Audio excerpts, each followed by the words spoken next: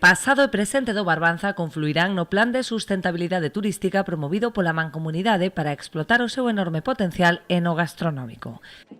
Este plan conxuga o pasado co presente. O que nos vai axudar é a transmitirlle ao turista a nosa historia enogastronómica, que o visitante poida vivir o pasado, a nosa tradición, dende as artes de pesca de todos os tempos, e o que é o paso da salgadura á conserva, porque ademais somos un territorio onde hai moita tradición, tanto de salgadura como de conserva. Entón, é moi importante tamén explicar todo o que é a historia enogastronómica do territorio.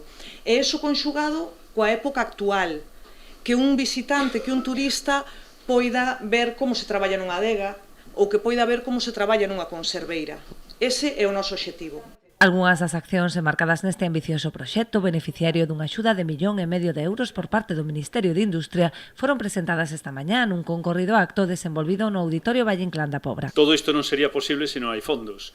E os fondos, aínda que moita xente poda pensar que son debido a ese plan de recuperación, os fondos que veñen Next Generation, a realidade é que para que o plan de turismo teña fondos, había que diseñar inicialmente no ano 2020 un plan que estivera recollido dentro dese plan de recuperación, e ese foi, neste caso, os plans de turismo sostible. Un museo de salgadura e outro da conserva, aulas enogastronómicas, roteiros ou unha experiencia inmersiva no barrio dos Cataláns a través de realidade aumentada son só unha pequena parte deste plan que emprega a digitalización e as novas tecnoloxías como un recurso turístico máis. E non solamente na Pobra, porque en Rianxo, en Boiro, nos museos da Salazón, no Museo da Conserva, tamén se contempla os recursos das novas tecnoloxías. Por lo tanto, estamos cumprindo co que nos están dicindo. Ademais da digitalización, como comentaba no o barrio dos Cataláns, non?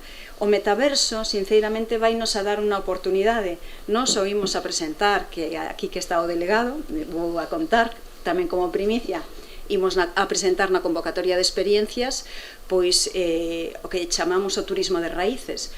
Ademais do enorme pulo que supón esta achega con cargo aos fondos Next Generation, os asistentes destacaron a importancia da colaboración público-privada, coa implicación de numerosas empresas do sector turístico que contribúen á transformación deste destino para favorecer así a súa desestacionalización. Barbanza ten muitísimo que ofrecer, é unha forma tamén de desestacionalizar, é unha oportunidade única que se nos presenta de seguir desestacionalizando. Temos que seguir traballando na desestacionalización,